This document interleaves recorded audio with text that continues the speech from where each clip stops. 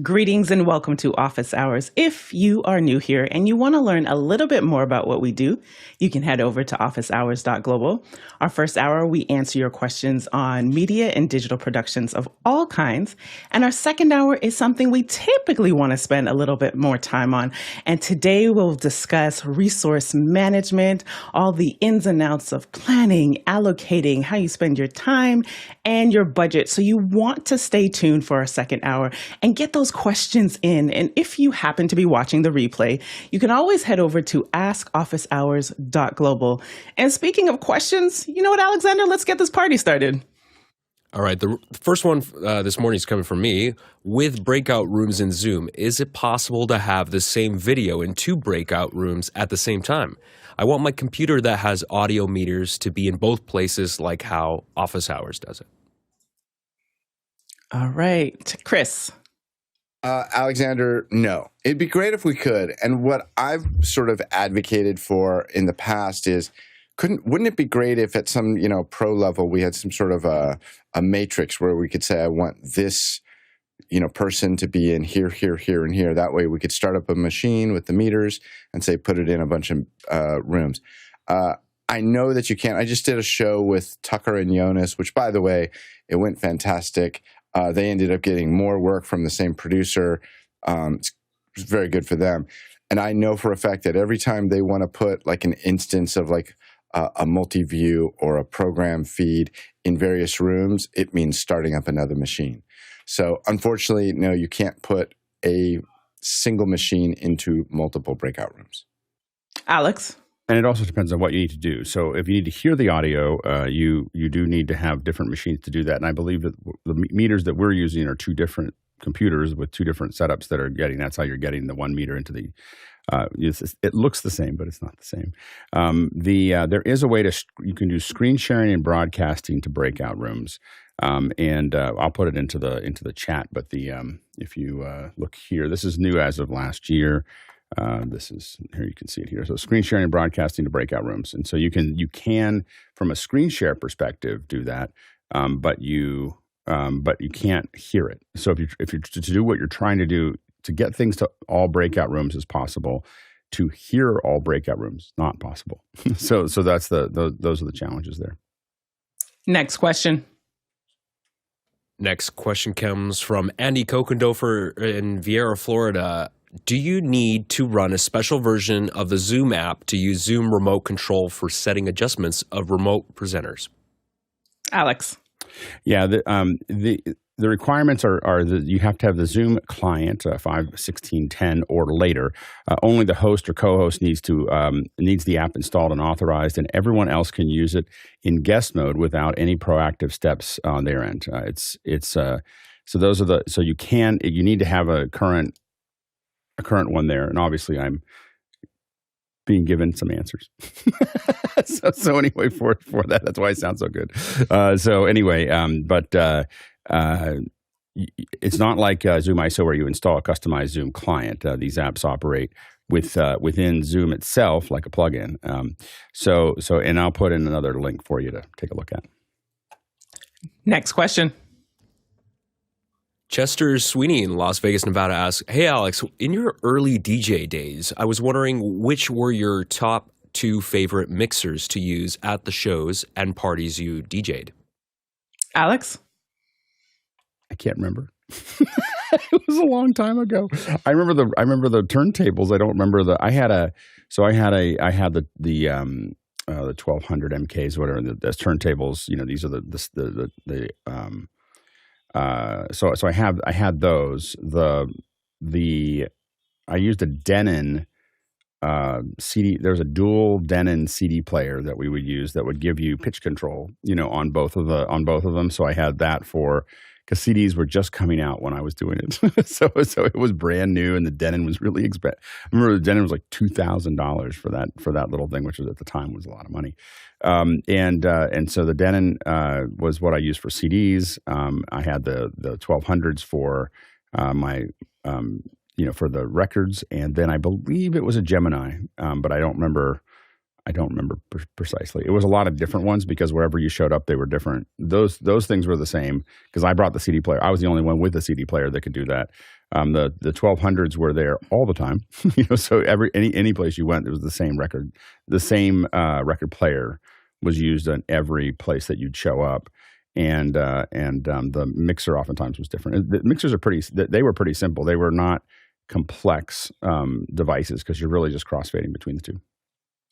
And what were your favorite mixes? Forgive me, Chester, because when I read it at first, I was like, yes. What were your favorite mixes, Alex? Oh, mixes. Everything is all done live. So you're just sitting, everything was kind of an experience, and rarely did we even record it. And when I was DJing, I will say I DJed weddings, which is an entirely different thing. Before that, I was in raves. So it was you shift down a couple gears to get from the raves to the wedding, and so I also had to cut my hair to do the weddings. I looked slightly differently. The long hair with the shaved sides and a motorcycle jacket was probably not going to work in the wedding, so I moved to a tux and short hair. But I was only a warm up. I wasn't considered any. I was never a mainline or a headliner, for a rave. It was more like the hours that happened when there was like 50 people there. So maybe I got up to a couple hundred, but that was about it. As far as mixes go, when we were there, I mean, it was a lot of we mixed through a lot of different things. My favorite at the time that was really big, that was just I just really felt like and I've talked about it before. The Shaman had this album set that they put out called Progen, and what they had done is they had taken all of the samples from a song called Move Any Mountain and just put all the samples out on a record, and you can still get that on a CD or whatever, but they were all there. And what was cool about that, and you just felt like everyone was going to do it, but no one else did. but the idea is that you now had all these samples that you could just throw into songs, and you could tell people that you could broadcast ahead of time, 2 or 3 songs ahead of time. You could start hinting towards that song, and that would kind of prep everybody that it was coming, and then you drop into it. And because of it, also, I don't know, there's probably 1,000 mixes of that song. Like there were so many remixes of Move Any Mountain. You'd have I think there was one CD that we got that was like 10 different mixes. They were just a small sample of them because everyone had them. Everybody had the mix. And so it was a really fascinating, I thought was going to be the future, and just didn't turn out that way. But that was my favorite. Next question. Talalik Lopez Waterman in Salisbury, Maryland asks, as self-employed people, what do you do to maintain rest? How do you not work every waking moment? I love my work, so it's always on my mind for better or worse. Go ahead, Jason. Yeah, I love my work too, and that was a challenge for the first several years, I think. All you have to do is like see just how badly you do your job when you can't sleep, and the embarrassment alone, I think, like kind of keeps me in check. Nigel? Yeah, I think there's a problem for self-employed and for permanently employed people, particularly in a work climate where one's always worried about job survival. I think the best approach, at least the one that has worked for me, is to make sure I have a vacation planned. And I make that plan with somebody else, my partner or family or something, and then I stick to it. You've got to walk away at some point from what you're doing. And one of the things that became very obvious when I came to live in America is Americans often, because of shorter vacation time or because they work too hard, take long weekends. You need more than a long weekend. You probably need a week. Most people probably need a week. They may even need 2 weeks occasionally to really shut down, set and reset. And if you can't do that for yourself, then I think, as Jason said, at some point you start to atrophy your effectiveness. Go ahead, Courtney. Vacation. Gee, what is that? I don't think I've gone on a vacation other than a workcation where, you're hired to do something in a foreign country and they fly you there, all expenses paid, and you do your work and you take a couple of days off at the end of the schedule for yourself and then you fly back. I've done that. But if you're self-employed and you don't have an agent, I find the best thing is you're in charge of your calendar. You just say, when the call comes in and you want to take some time off, you say, sorry, I'm booked those days. You don't tell them what you're booked on, a relaxing day by the pool. you just tell them, sorry, I'm booked, maybe next time. That way you don't put yourself out of the running next time it comes around. It's a little more difficult if you work on long-term projects. Me, I mostly worked on commercials and short-term projects, so a commercial was, these 2 or 3 days, and you have to schedule those in, weeks in advance. And so I could always tell someone called to book me on a commercial, oh, I'm sorry, I'm already booked on those days. I'll put you on hold if I decide, I can say I'll put you on hold if I decide I may want to make up my mind and take that job after all. A day or so later, I'll call them back and see if it's still available and say my hold released. But that's my little trick to scheduling and taking time off. Although many years I never took a vacation, and many years I worked 7 days a week. So there you go. I can't let it go. My hold released. I'm adding that to my vocab. Thank you, Courtney. Chris? Talalik, there's a point in your life, in your career, where what you're talking about is perfect. You should love your work. If you love your work, you'll probably be very good at it. If you love your work, it'll be hard to not do work, but mentally there is an absolute advantage to completely letting go and releasing. I think there was a point in my life, I'll just speak for myself, there was a point in my life where I learned I needed to absolutely let go. And when I go home for the weekend, I'm 100 miles from a computer, and it feels wonderful. And it's something I would have never thought I could do, and now I absolutely look forward to the weekends where I'm literally, I leave this desk, I'm 100 miles from here, and it's great. And I think that for me, the thing that made the difference in my life was my wife. And when we were dating, there was one night where I got a text message, and it was like, hey, are these files going to be okay in the morning? And I grabbed my laptop and I did. And she looked at me, she goes, what are you doing? And I said, I just have to check an email. She goes, oh, you're working. I go, I'm just checking this email. I got to look at a file. She goes, well, if you're going to work, go to work. I go, well, no, I just got to check. And he goes, no, go to work. And it was a line she drew in the sand, and I love her for it. And it has made all the difference in my life. Now, COVID upset that a little bit, but she's been wonderful. Go ahead, Alex. I really like the workations myself. That's my favorite way to see the world is just to have somebody else pay for it. And so I had the opportunity to probably work in somewhere between 30 and 40 countries. I don't keep track of them. But I have, these incredible days where I walk, so one of the things that I do is I try to have some kind of morning ritual. My morning ritual right now is to hang out with all of you. But when I'm traveling, I would typically walk for a couple hours in the morning. I'd get up a little before sunrise, wherever I was in the world, and just go take a walk. And Rome, by the way, is much more interesting at 6 a.m. than it is at 10 a.m. because there's just so many people after that. But Rome is empty. And so I used to love to go when I was in Rome doing work. I would love to just walk in the mornings. And then you just go through work and everything's crazy. But I find that the mornings are the easiest when I'm traveling to go see whether it's Paris or Tokyo or Rome or Brussels or whatever is to wander around in the morning to kind of see a lot of stuff without having to deal with all the people.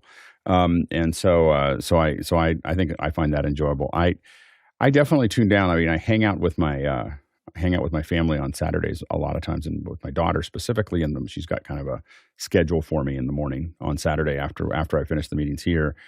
And I'm very careful. Like the one thing I have learned is not to look at my phone. So I will not, like when I hang out with my family specifically. And I do it. I'm pretty good. Like my phone, what I will say, I guess, to break this up into a little bit wider, one way that I stay calm is that I have all my notifications off for every device all the time. 100% of the time, my notifications are off. If I look at you and I respond, or if you see me respond, it's because I looked at like, oh, what do I have coming in at Discord, or what do I have in messages? I will not be interrupted. My job is to think. I can't think if I keep on getting these little. I don't know how people live that way, And I used to have all these little things popping up and dinging and everything else. And when I turned it off, there was about 2 weeks of high stress of like, oh my gosh, I can't keep up with this. And then I couldn't go back. Like I just couldn't go back to the notification world. And so I have all my notifications off all the time. But the big thing that I'm specific about is that when I'm in a meeting, I will not check mail or texts. So if I'm in a meeting with you, I'm not going to be looking at that stuff because if I see something that's problematic, it will take me out of the meeting, the whole meeting, and I can't be present. And so I will not allow it to infect my mind, and so emails or texts or anything else. And people make a mistake of doing this in meetings all the time. I'm just going to check my message. Someone else is talking right now. And then they get off and then they're not in the meeting anymore. And with my family, I will never look at my phone while I'm with my family. So if I go out to dinner, if I go whatever, the one thing I'll check it for phone, because I will take pictures. I will have like that kind of thing with my phone, but I will never check messages when I'm out with my family because it impedes my ability to be present. And the biggest present that you can give anyone around you is to be present. It's because it's something that a lot of people don't do very well anymore. Yeah, I would say, since you did ask about the self-employed aspect of things, is understanding what phase of your business development you're at, and then give yourself grace for that. So if you are in an earlier phase or you've pivoted and you need to hustle, then understanding that's what it is right now. And then what can you build around that? So for myself, I recognize I have to work out. I have to go for a walk. I have to move, just my brain capacity and whatnot. So working out is just something to help me breathe. Also putting in, it really is a lot of self-awareness at that point of recognizing, because you don't want to get to, as Jason said, that burnout phase. Because I've experienced that a couple years ago and I was just going until I could not go anymore. And you never want that for yourself, for your family, and ultimately that'll impact your business. So, and then also Jewel Burke-Solomon, she was the founder of PartPick and then went on, now she is one of the VCs at Collab Capital. And what she says for entrepreneurs is your most important two key things that you have is time and your ability to think. So recognizing that, okay, if you're at that phase where you're potentially scaling or you have to just do so much more strategy, that's going to require enough rest so that your brain can function at an optimal and peak performance. So I keep those things in mind of where am I and what do I need so that I can be at peak performance? And when you've got those, so I'd even encourage you to just kind of take some time to see where you are. Great question, because now you've got so many tips from everyone. And the third part I would say is that my daughter definitely, especially where we are in life now, just that time with her, she'll check me in a heartbeat, Mommy, are you working? Mommy, how long is office hours? So that keeps me in check to make sure that, okay, have I as a parent been present? Have I filled her cup today? So those are just some things that help me to balance that. Because if I'm doing all of this and she doesn't feel loved and attention, then what am I doing it for? Mark. So to Alex's point about presence in a meeting, I was attending a meeting with a client, and the client was an important client. I was there with a team of people. I decided to take some notes. I pulled out my iPhone, started typing away with the Notes app. The next day, one of the team members came up to me and said, the client's really upset with you. They saw you texting during our meeting. And I pulled out the notes and said, no, here are all my notes. But it's about a little bit of this is about perception into how does the client see you? Is a phone the best way to take notes when you're in a meeting? I know that doesn't have to do with Talak's question directly, but I think we touched on it a little bit, and you just have to be aware that the client may perceive you using a phone for other things. Alex? Yeah, there's a little bit of theater in that too. If I'm going to take notes that way, I usually say it let me pull up my map. There's a little bit of a theater there. Let me pull something out. I got to take some notes, and then you start typing. And then whether you're texting or not, they're going to think, you're telling them that what you're doing there to make that happen. The other thing I will say is that generally when I'm in a meeting that matters, I'm in a meeting with somebody else. And so usually that other person's job in meetings that I'm in is to take notes. And that's all they do is take notes because I can't be present and kind of dance with the client and take notes at the same time. I think some people might be able to, but I've never seen anybody able to do it very well. Is if you're talking to someone and typing, you're basically degrading your ability to just go back and forth. And so usually I want to have somebody, and oftentimes it's me, be in that thing where I'm just talking, because then I can be present because I'm sitting there dancing. There's a dance there that's going on, and you're kind of looking down the whole time while you're trying to dance. And so I try to always be present, and then have somebody else typing whatever they're going to type. And I hope they type well, because I won't remember anything, because I'm in this, in this mode of just working with the client. There's so much good conversation happening in the chat. I'm going to highlight just a couple of them. So John shared, do something every day that takes focus. Allow this to be non-work related activity that recharges you. Daniel says a 4 a.m. wake up, and yep, I take 15-minute naps. Mickey also says that as well. I don't sleep for long stretches. I take many, many naps. And then Evan shares a resource. I just ordered the new book called Slow Productivity by Cal Newport to learn how to do what you're talking about. So lots of great insights there. Next question. Chester Sweeney in Las Vegas, Nevada asks, is there a way to use the USB port on my Mix Pre 3 to send a balanced out? Or is balanced and digital different? Alexander.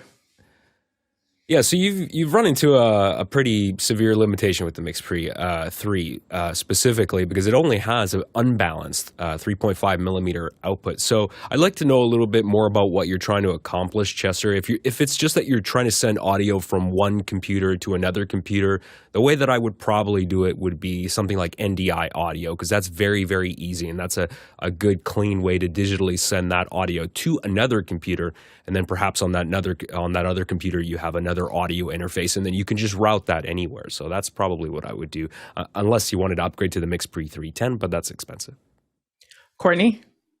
In answer to your question, yeah, USB is a serial digital connection, so no need to worry about balanced outputs, because those outputs have previously been digitized inside the Mix Pre 3 and are sent as a serial PCM stream of data to your computer.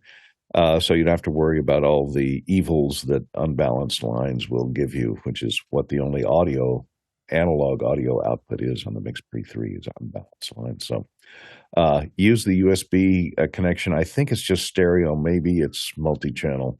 Maybe it's 4-channel. I can't remember, since I have to. You may have to install drivers to get more than 2 channels on your machine, depending upon whether you're on Windows or a Mac. But don't worry about the sound coming into your computer, because it will be free of hum unless there's something seriously wrong with your Mix Pre 3. Next question. Next question comes from Thomas Jenkins in Clarksville. Have you considered having an Office Hours Apple TV app? Ryan? Yeah, I think it's an interesting suggestion. It's obviously really neat to be able to watch the show on a bigger screen, and we've got an iOS app for that works of course on phone and tablet. So it'd really be interesting to understand what use cases differ there for Apple TV that would kind of make a dedicated app that is not a YouTube app something that's beneficial to the community. Alex? Yeah, the big thing for us is that YouTube does such a great job that it's hard for us to justify, what are we going to use the app for? Because you can go to YouTube on the Apple TV and go full screen, and then I have to figure out what I'm going to add to that experience. And we have, Makana runs on a phone, so you can sit there and have your phone open or an iPad and be chatting away. I don't necessarily think you want that on your Apple TV. The reason that we would do an Apple TV app is specifically to allow us to do like Vision and Atmos, which is something we have thought about. So that would be the reason that we would go down that path. But right now, I've thought about it. I just didn't know what is the value add given the amount of work that it would take to create the app. Next question. Next question comes from Kyle Hammond in Chicago, Illinois. Anyone on the panel using the iPhone 15 as a go-to camera rig yet? Alex? It's probably my go-to camera rig. I mean, I shoot more with my, when you say like, what am I going to go shoot something? I shoot with my iPhone 95 to 99% of the time. And then I have other cameras that I use when I need to do something specific. So if I need higher resolution, I need more control, I need to be able to shade the cameras, I need to do all these other things, I do it. But I will say that most of my work now is all, and I still make mistakes.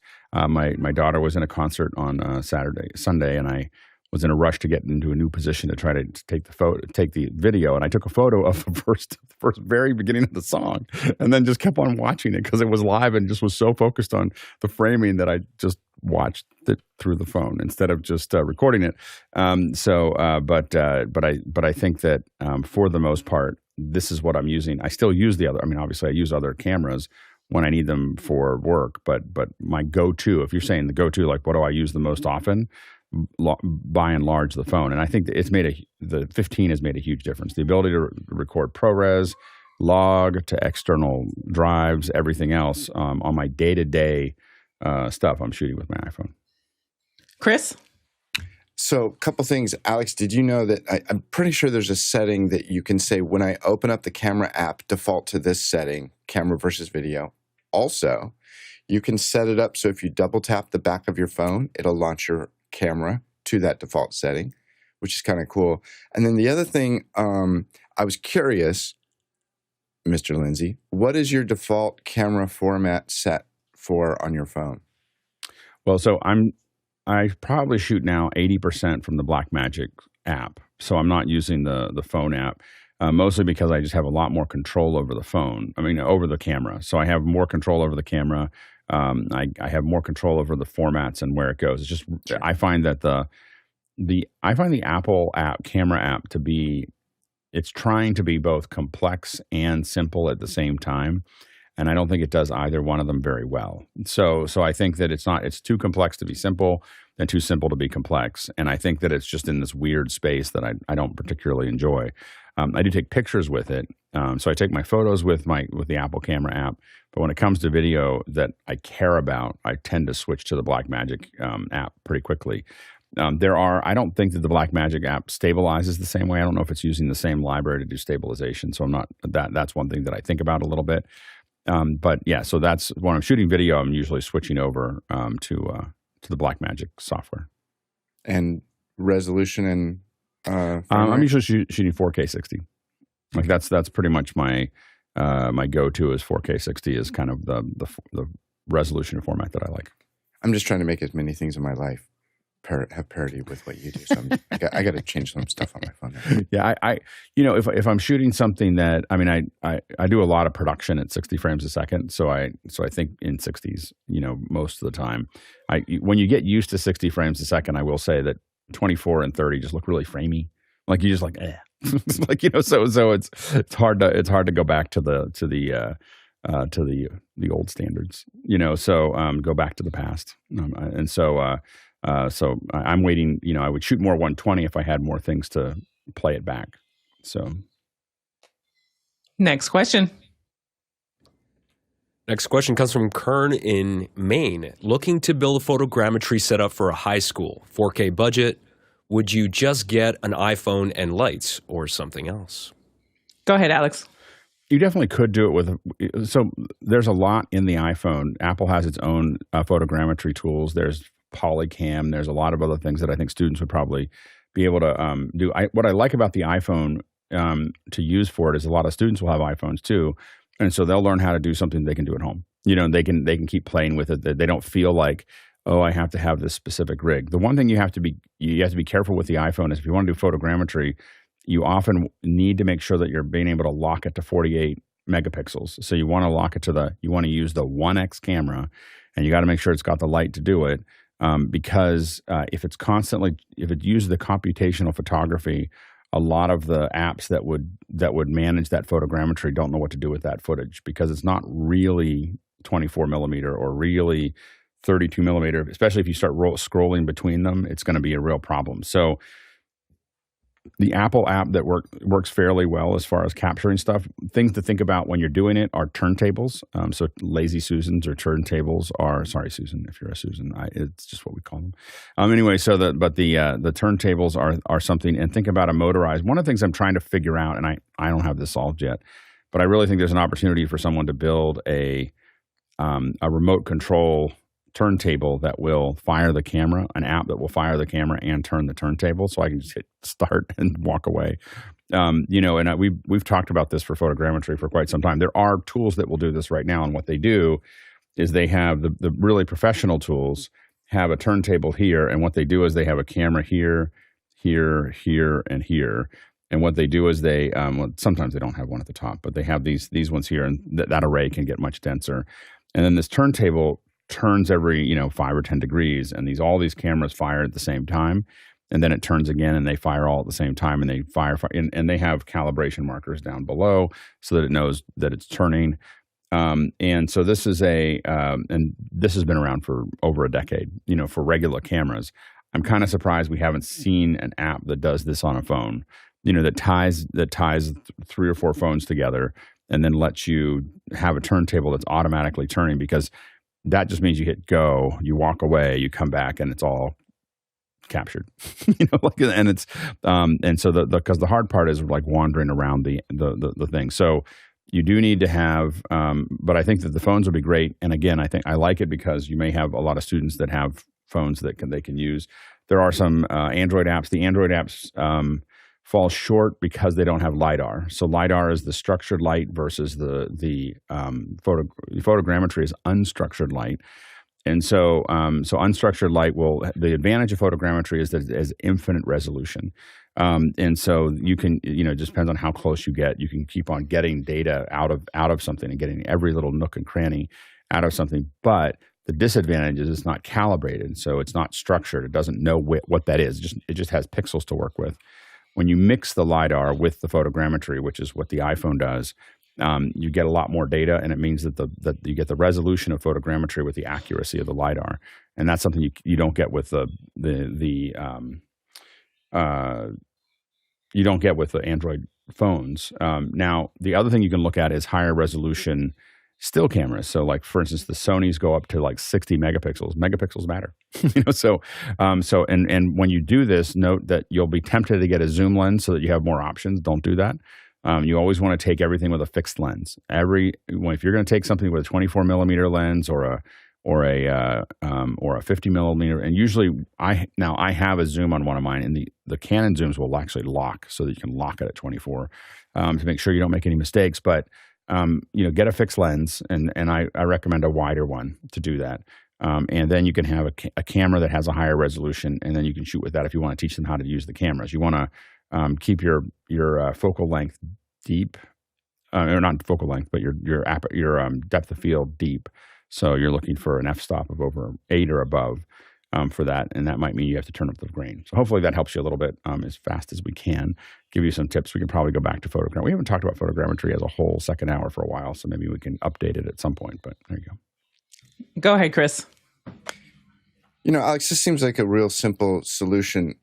If you could create a turntable and like every 10 degrees have some sort of a finger type device and use the front camera, you could, as it rotated around, I'm not saying use a cadaver or anything, but like maybe a hot dog could do it. And every 10 degrees, it would just hit the button. You could get a different shot all the way around. Well, yeah, I think that it's simple. It does feel like an app that wants to be made, like that, just because there's Syrp, SYRP, makes a great little like iPhone available turntable that's there. So you feel like that all the pieces are there to do it, just no one's put that together. And I think that it would make a huge difference in being able to generate these models. Next question. All right, I'm back with another question. What's the maximum length of time I can run a Zoom meeting? Any more context around that before Alex answers? I can go. Go ahead, Alex. Yeah. If it's unpaid, it's 40 minutes. If it's paid, it's 30 hours. Like that's the and so that's the end. But I do think that if nothing happens, if it's completely unused, after 40 minutes it'll just turn off. So you can't just leave it there. But it's 30 hours if you're paying for it, and then 40 minutes. I will say, if you're doing any kind of sales, I would highly recommend not. Even if you think you're doing a bunch of 30-minute meetings, you should really pay the $15 a month. I know that I know someone who was in a meeting with someone who was trying to sell them on the service, and they got excited about the product. And this is a company that does a lot of Zoom stuff, so they understand Zoom. And they were talking to somebody else. Now that other salesperson was selling them on the product. The meeting went long because they were excited about the product. And then the meeting ended at 40 minutes because the salesperson had a free version of Zoom. And that was the end of that sale because they just didn't think that that company was professional.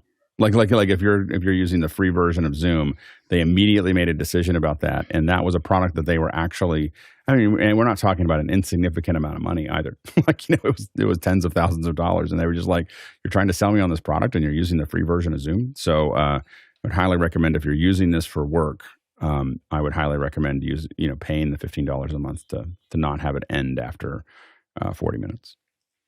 Next question. John Preto from Las Vegas says, any comments on last night's Oscars? I thought the show was well produced and a pleasure to watch. Not sure of the numbers yet. Courtney? I think we're going to maybe do a second hour on this, so we won't get too deep into it probably. I did think it was well produced. I really loved the art direction. You can kind of look at what it looked like in the opening here.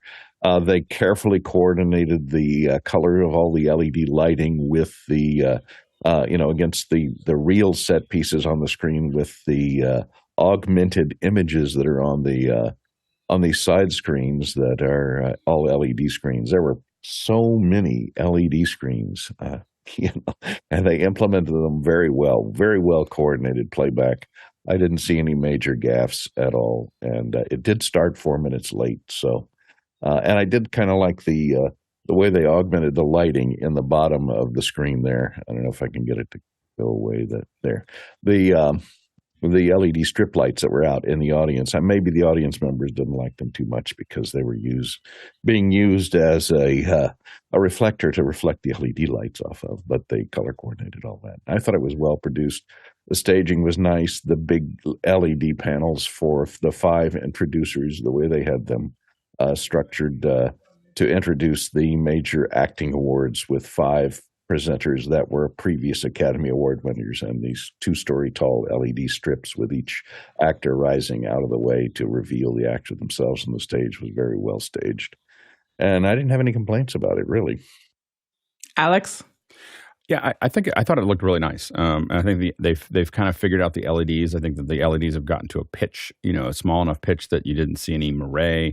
I think they looked nice. They really tied a lot of stuff in. It took me a while to realize they were doing LEDs at the very top there. That what was Courtney showing? If it says the Oscars, they were putting in the winners up there, and so up at that top part there. And I was looking at it like, are they doing that in the camera or are they doing that in the LED? But I think it was LED that they had up there. But but they had, I thought the LEDs coming down from the top looked really, really nice. I thought a lot of the lighting looked really good. I thought that the Billie Eilish performance was exceptional. Like she really did a great job, in that area. There were a couple places where people weren't where they were supposed to be. I think one of their announcers kept on like in the wrong place. I was recording it so that we could look at it later. So kind of look over every once in a while at it while I was working on something else. But it did look like they had a couple like little queuing issues where people weren't where there was kind of some dead space where someone was getting ready to go. But I think that overall, I thought it was really fun. I think most of the jokes worked okay, where they're going back and forth with, a variety of Steven Spielberg and other folks evidently played into the thing. So I think that felt comfortable. I did find it fascinating how many different red carpets there are at the beginning.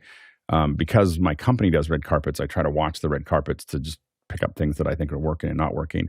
You could tell only the main red carpet that happens right before we're allowed to use wireless.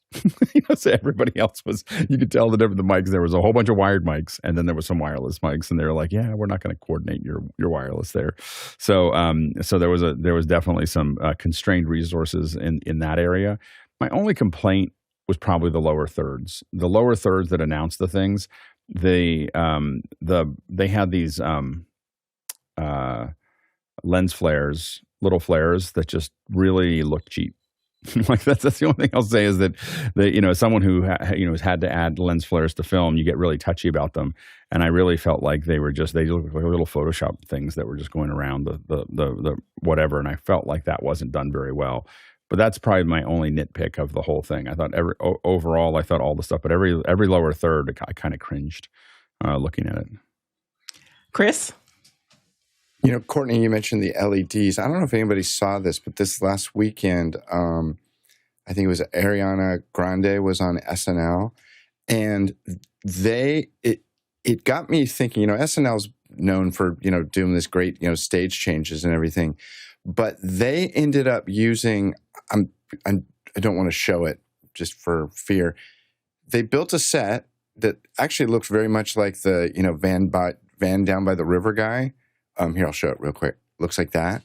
And then turns out it's not real. It was all video walls. And they did this great splashing water effect. And it really got my mind racing. Like, whoa, what if SNL went to all digital, volume type sets? They could really do amazing stuff. But anyway, sorry, I know this is about Oscars. I'll stop talking.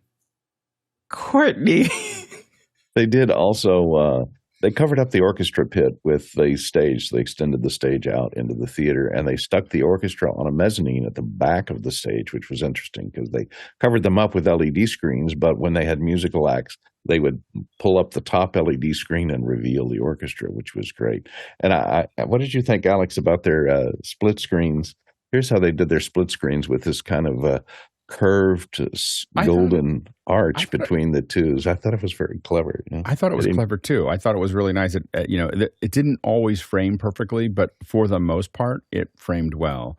And I thought it worked well. I thought it was great to put the orchestra where they put them, mostly so the orchestra doesn't feel like they're on until they're on. Like it allows the artist to relax a little bit until they're playing the next thing and not feeling like they're in front of everybody. So I thought that was really good. Well, yeah. I was sorry. I was just going to comment. And during COVID, they actually moved the orchestra over to the Capitol Records building in the basement, and they had the remote in. But it was I think that's what happened. I think what happened was they realized, we can do this without the orchestra right where they've always been, and then they moved them, out to somewhere else, and I think they just kept them there. It was, and I think that I don't know how the orchestra feels about that, but I know if I was in the orchestra, I'd feel better about it. Of feeling like when I'm on, I can be seen, and when I'm not, I'm not. I don't have to feel like I'm potentially being shot. And Alex? Oh, that was me. Sorry. Oh, that was your. Sorry, I thought you were responding to Courtney. All right, next question.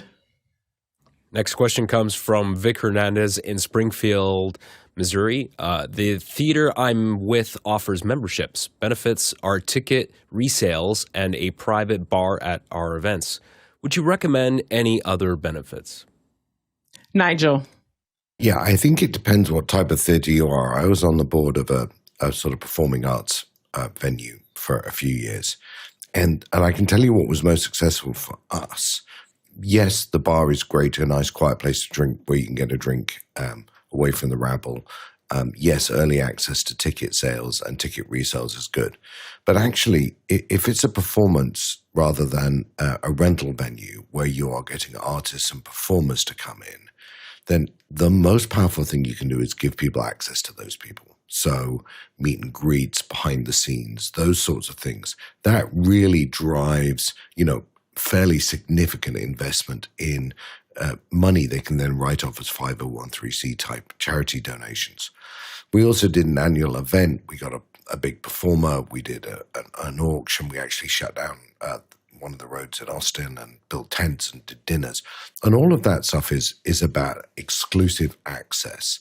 I will tell you the most effective thing we did was before that big event, whoever was the special guest for that event would do a private meet and greet at somebody's house. And you really, you got to drink and have snacks and all those sorts of things. But if the artist was good, there was one artist I remember who just stood in the corner and refused to go and meet anybody. But if you went up to them, they would talk to you. Whereas one of the years for us, it was Martin Short. Let me tell you, Martin Short didn't need a minder. He walked up to people and said, "Hello, I'm Martin Short. Who are you?" And that really impressed me about him. And I have to tell you, that's one of the overriding memories of all the things we did is a picture of me and my wife with Martin Short. And remembering the conversation we had. He then dragged me up on stage the next day and I had to do something hideous, but we won't talk about that. Alex.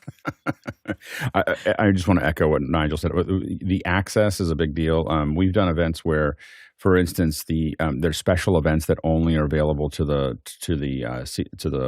membership holders. So those could be additional things with or without the artist. Sometimes it's hard to coordinate the artists to do that. So, but there can be some, cheese and wine pairings and so on and so forth that are, or whatever makes sense for that venue. We've had ones that are barbecues, that are there, but they are separate for the membership. So it gives the membership a place to go. And oftentimes those can happen for hours before an event or sometimes completely separate from the event. The other thing to think about are, if you have artists or people in the community that are kind of the who's who of that community, in the events that I've gone to, the festivals that I've gone to, and I oftentimes have some kind of press pass or all access pass. So I'm usually wandering around in those areas. One of the most effective things is they give away a lot of the tickets to the who's who of that community. And they give them those memberships or they give them access to those tents. And what that means is it's free, free place to hang out if they want to go to these things. And so you end up with everybody in there. And that's when the people who paid really feel like they have value as they run into this artist or they ran into that person. And so having those kind of those mixers tends to be the most valuable thing that most people look at. And early ticket sales. Like people really like early ticket sales, like getting it just one day ahead of being able to buy the tickets that they want. Most people will, that is a day early is the most popular membership thing that we've seen. Is mostly they don't want to deal with having to wait in line with the 8,900 people that are trying to buy 4,000 tickets for Lave at the Masonic Temple. Not that I'm bitter. Next question. Eric Hers from Hartford, Connecticut asks, is there a business opportunity to replace local TV with Zoom and an internet radio simulcast? Mark. So let me tell you this, or answer this from the perspective of someone who operates 2 news talk radio stations. We're using Zoom in many ways. So to improve the quality of the interviews, we have the guest come in through Zoom so the host can see them and thereby improve the quality of the interview because they can have nonverbal communication, which tends to direct the questions or the answers differently. So, but it's a much higher quality level.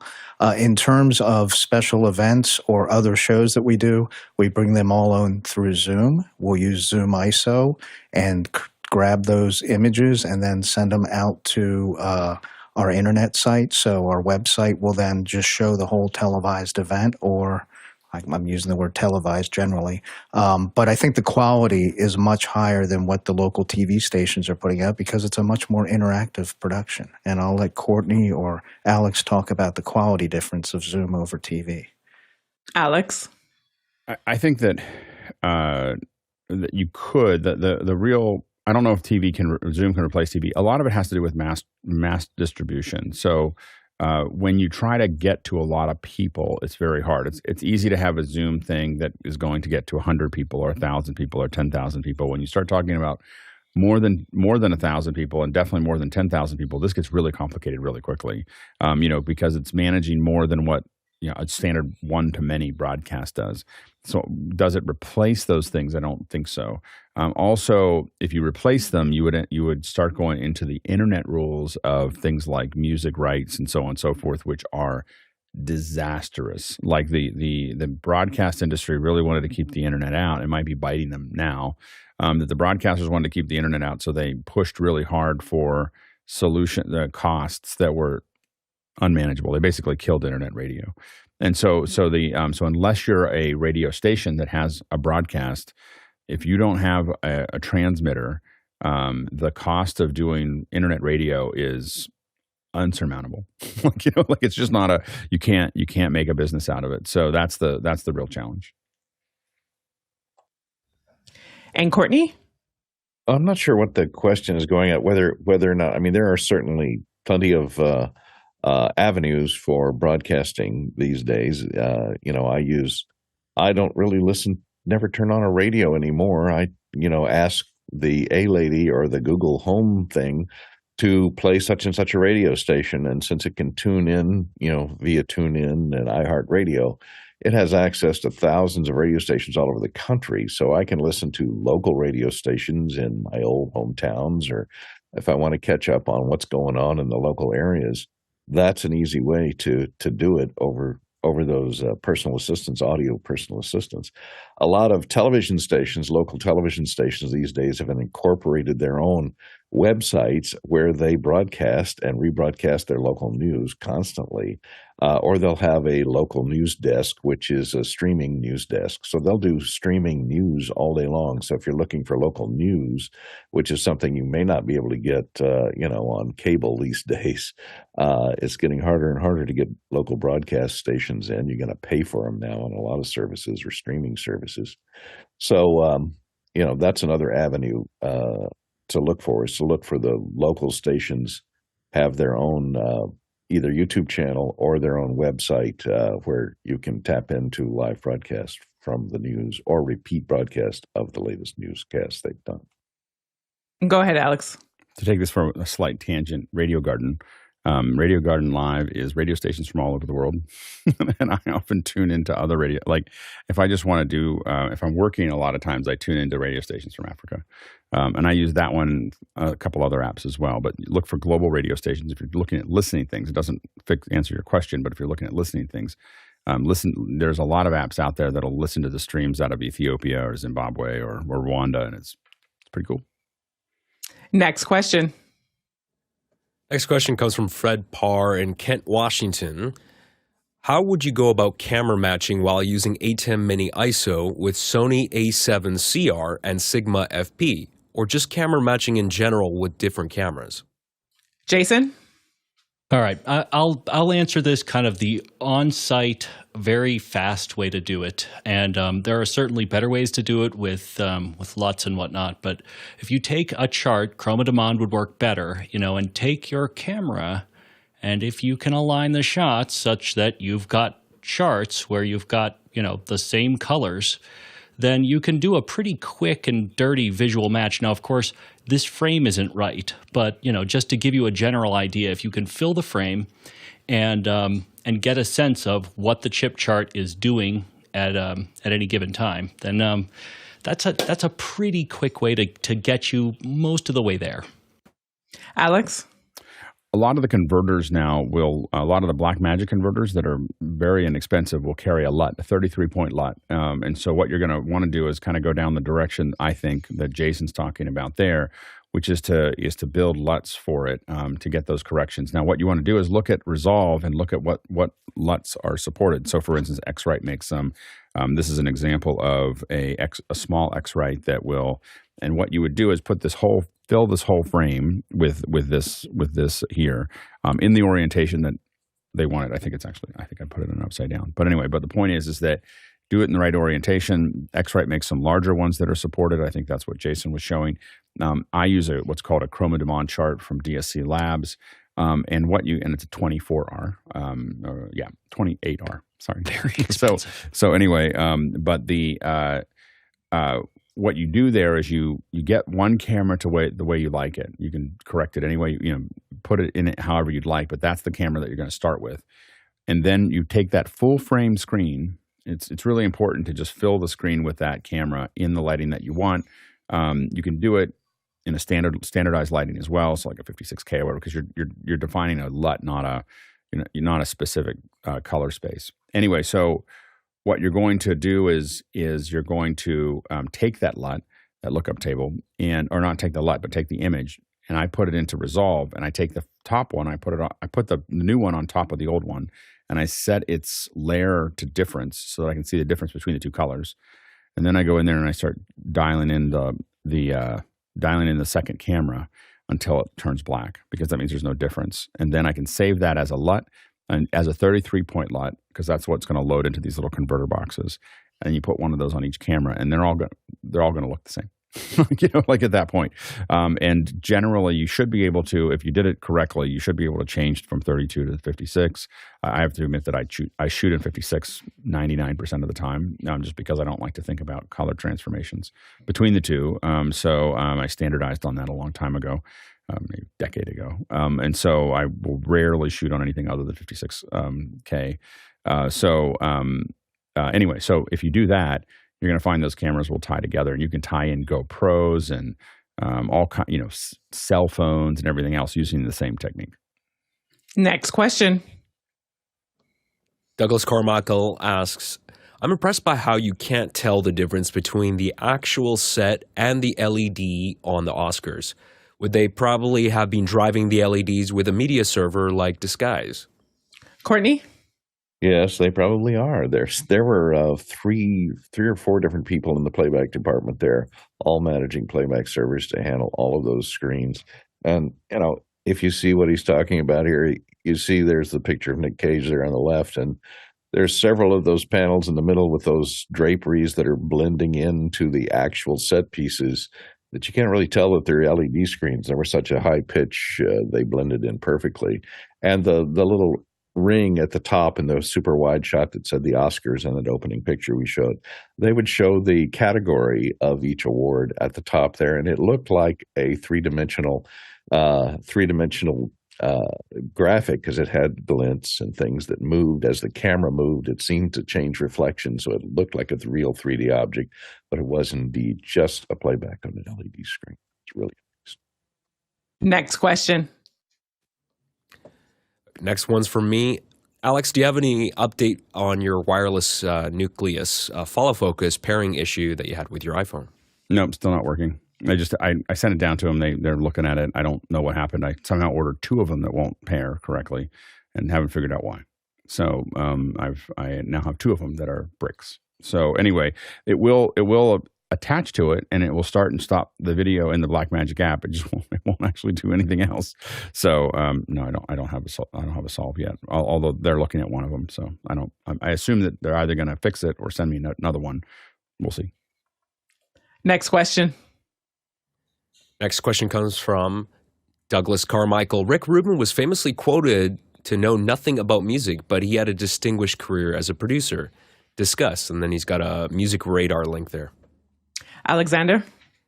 Yeah, I think he's being incredibly modest. I don't think you necessarily need to be a musician or play an instrument to be a good engineer and a good producer. You do have to develop a good ear, I think, and you do need to be able to make certain creative choices and push people in the right direction. So I think, someone like him has an incredible talent to stay out of the way and let professional musicians do what they do best while carefully balancing getting the most out of the performance and pushing them to produce the best possible music that they can. So I think he is talented in that way. And, maybe at the start of his career, he didn't really know much, but I'm sure by now, after 40 years, he probably knows a little. Alex? Yeah, I do agree. There's a great interview with him on, by the way, his book, I think it's on creativity, or I can't remember the name of the whole book, but it's about creativity. But Rick Rubin has a great book on creativity that I think is fantastic. I'm not good at book names because I just listen to them. I never actually see the book. But he's got a great 60 minutes that you should actually watch as he when you see his process. And I think that really he's looking for, he doesn't know anything he doesn't know how to play things.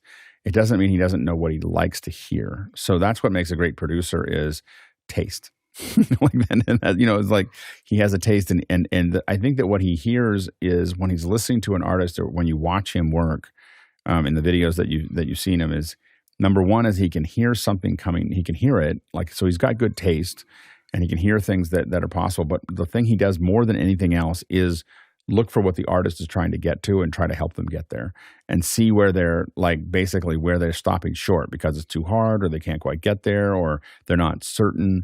And he's just let them, and try to find a place that makes that work. And I think that it's a fascinating process, but I think he's not distracted by the idea that he could feel like he could go play something for them. And I think some of the best producers are not necessarily musicians. They are ones that just are, because I think that sometimes they can get caught up in thinking that something's really impressive because they understand what that is, rather than just thinking, is it nice to listen to, and I think that's where where the producers can really put their ear into it.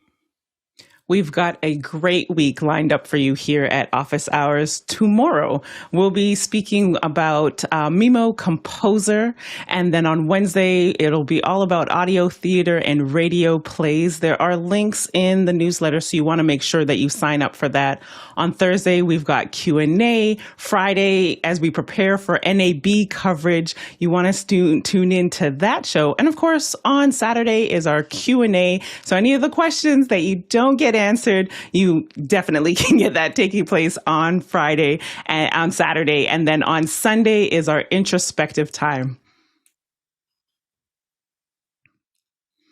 Welcome back to our second hour here at Office Hours, and we are going to talk about resource allocation. So whether this is in your workplace, on a project, or even in special events, this is definitely a second hour that you want to get your questions ready for, as we have our very own Ryan Raderman and Craig McFarlane walking us through just some of the best practices for allocating time, and even just beginning the process of like, where do we even begin, Ryan, when it comes to resource allocation? Good morning. And yes, resource management is an awesome topic kind of pertaining to the project management series that we've been working through, right? Where a project sometimes is something that we have a fixed kind of set of people and potentially pieces of equipment or an event that we need to manage. When we think about resource management, we're zooming out oftentimes to look at a little bit broader portfolio of people that we need to manage as a limited resource, and oftentimes equipment. Software tools are just a part of the resource management discipline, but that happens to be my area of expertise. I've built and developed a number of resource management tools for a couple different industries. I've done that for nonprofits, for organizations that have, nonprofit organizations that have people or equipment that need to get mobilized. I've done it for manufacturers that have equipment that needs to be commissioned in the field or have equipment that needs to be maintained or fixed in the field. And then, of course, for construction companies. So there's a lot to think about there. And if you want to, again, just kind of take a moment to understand what is usually being dealt with there and how it probably pertains to work that we all do, that equipment, or let's just talk about a plumber as a really interesting example. When they think about resource management, they've got maybe 50 jobs that they need to get to in a week. On Monday morning, they don't know all 50 jobs that they're going to end up doing, but they do know of a subset. And in all cases, they know how urgent is this?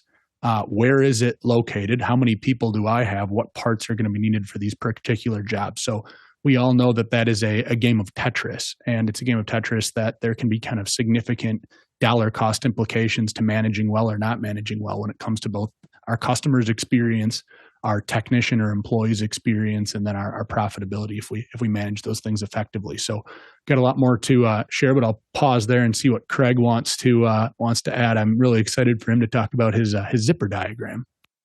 Awesome. Craig. Thanks, Ryan.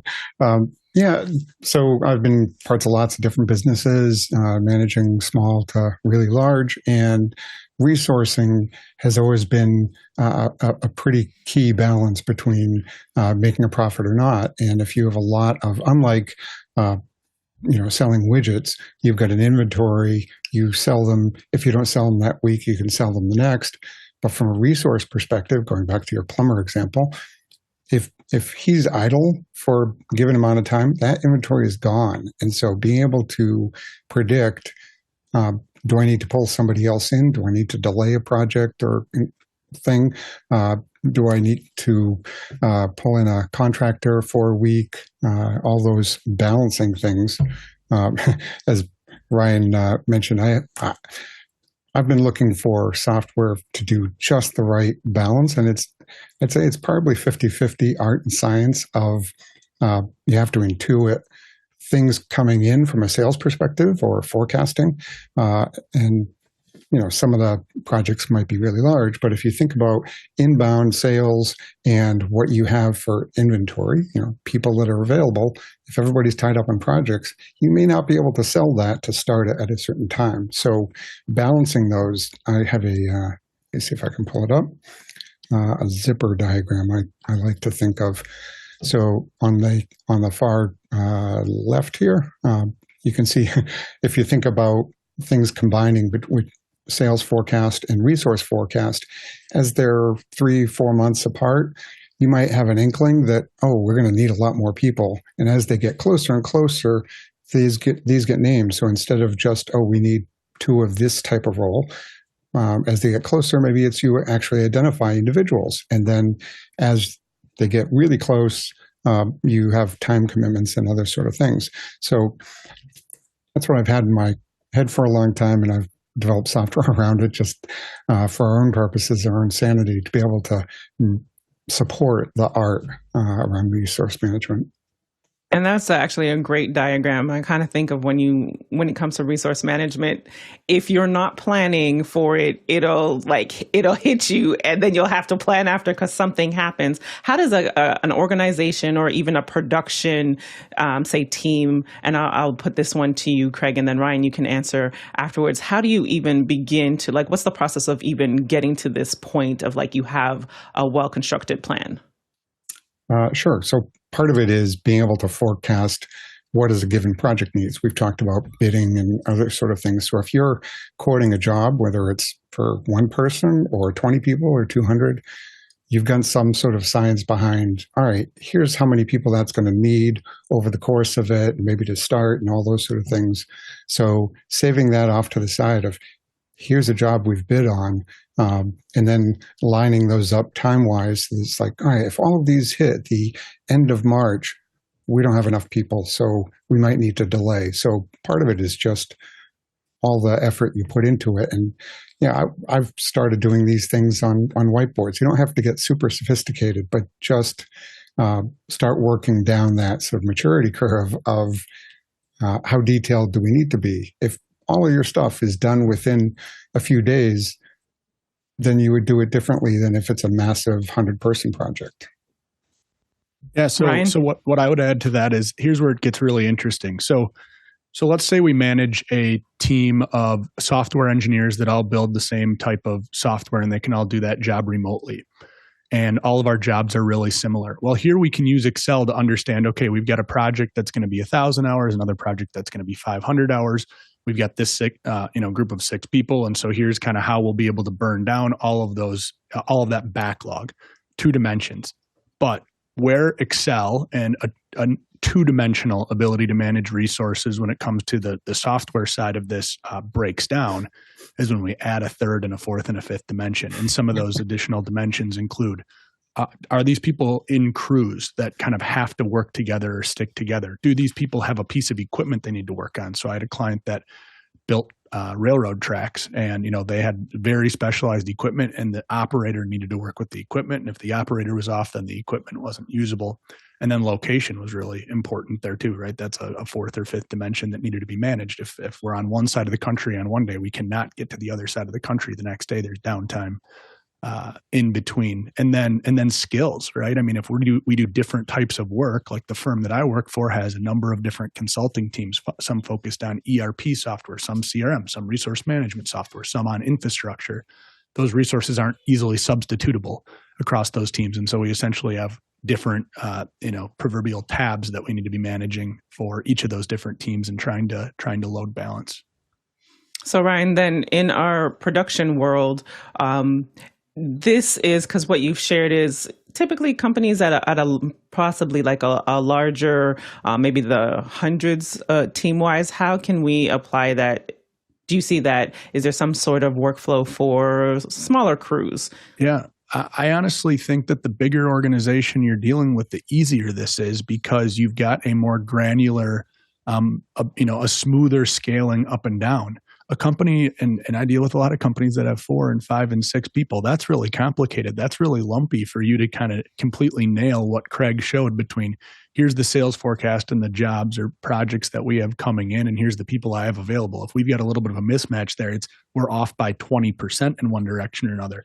If we're managing a team of 100 and we're off by one person, we're only off by 1% in terms of resource, capacity constraint or resource overages. Awesome. Craig?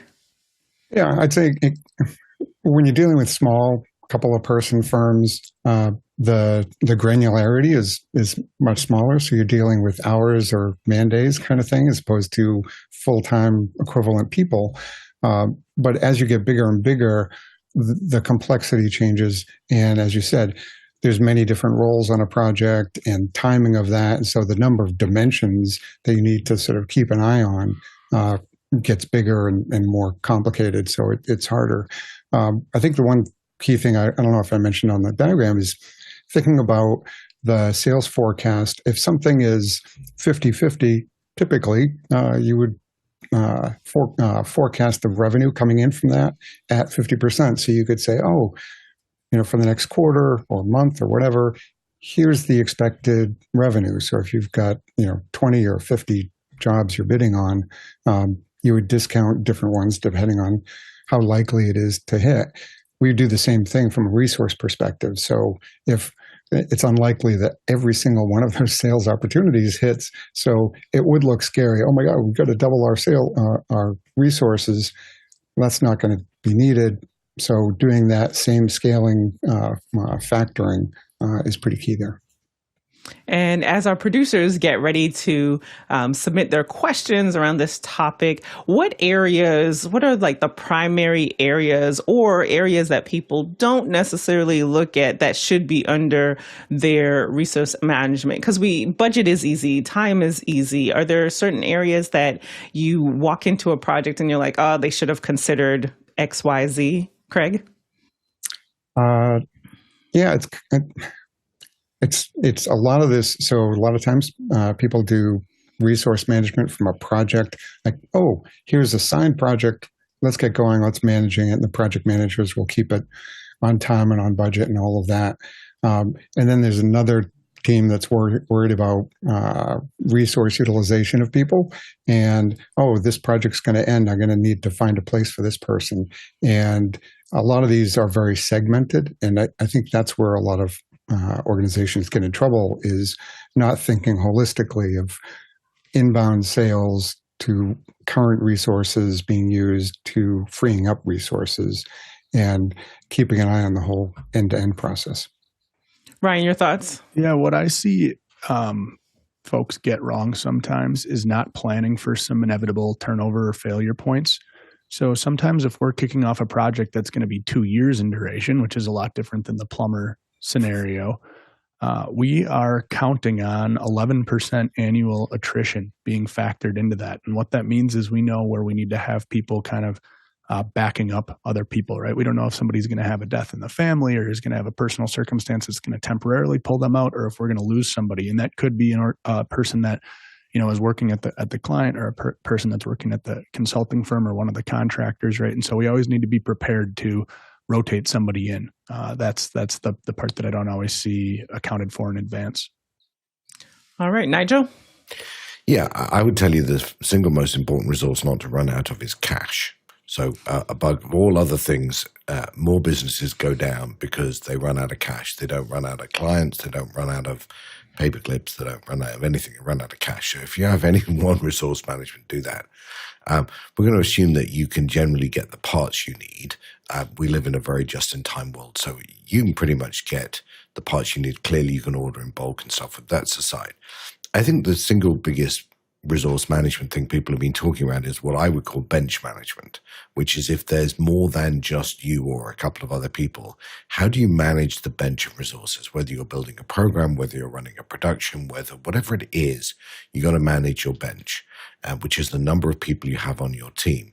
Now, if you're doing a very complicated piece of work, or if you're doing a lot of detailed work, then project management is the core of that. Because if you can't plan this right, you can't manage your bench.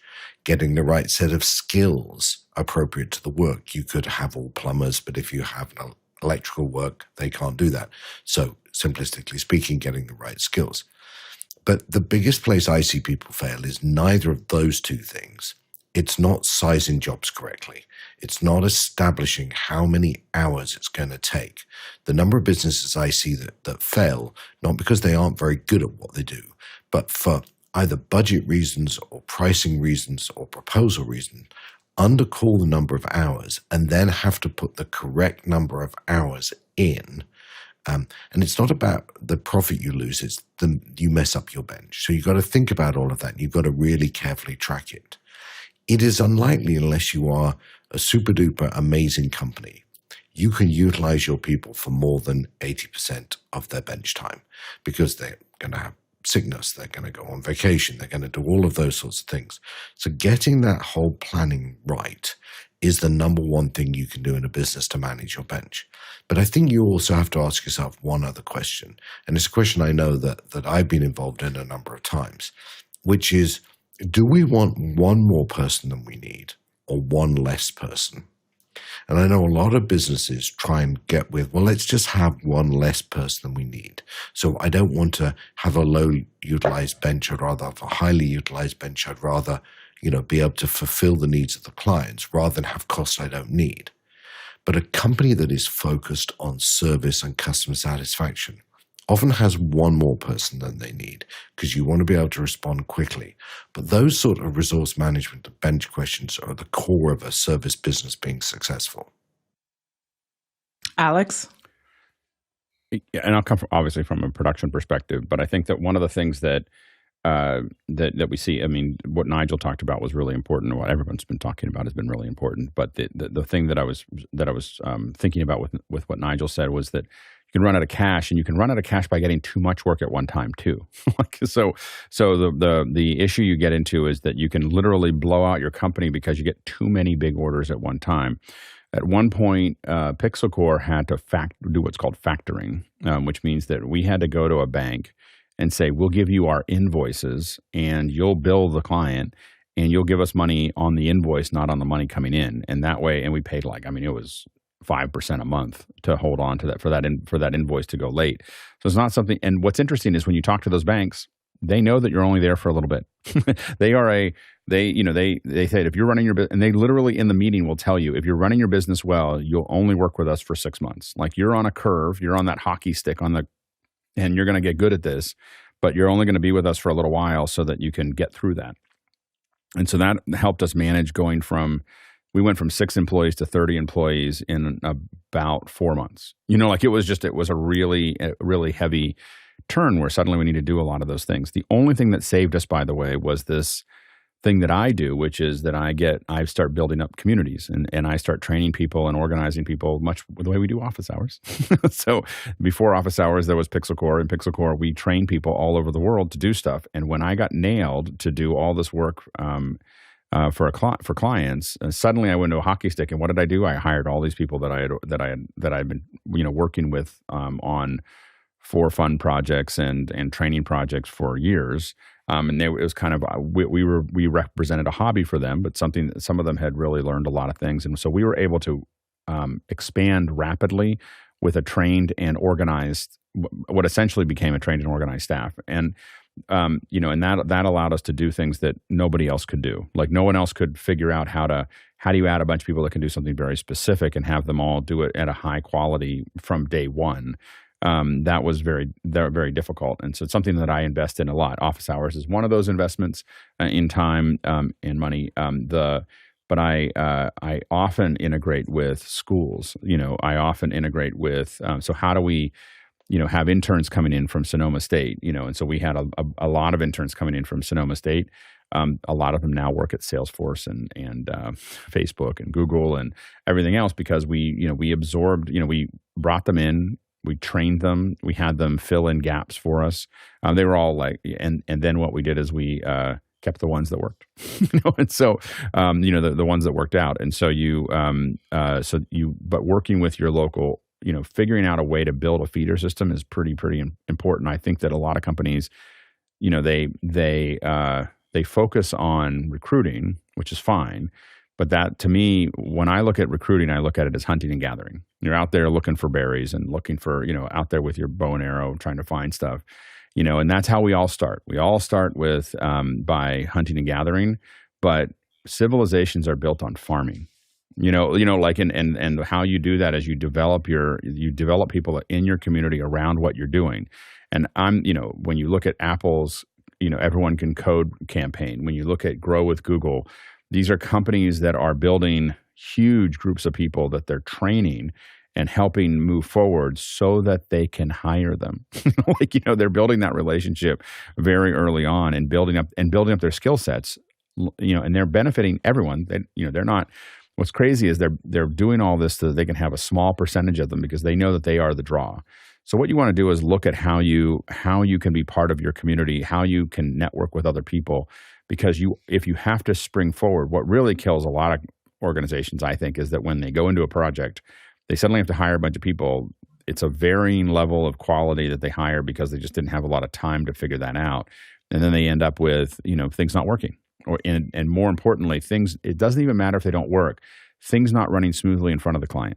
Like that, and the client sees these kind of rough edges and so on and so forth.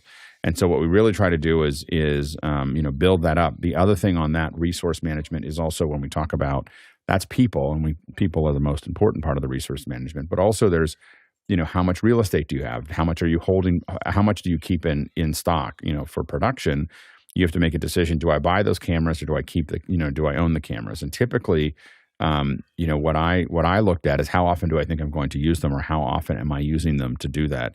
I would rent, we would typically, in PixelCore, we would typically rent back any of our equipment back to the client. And the maximum budget I could spend on hardware was that rental fee.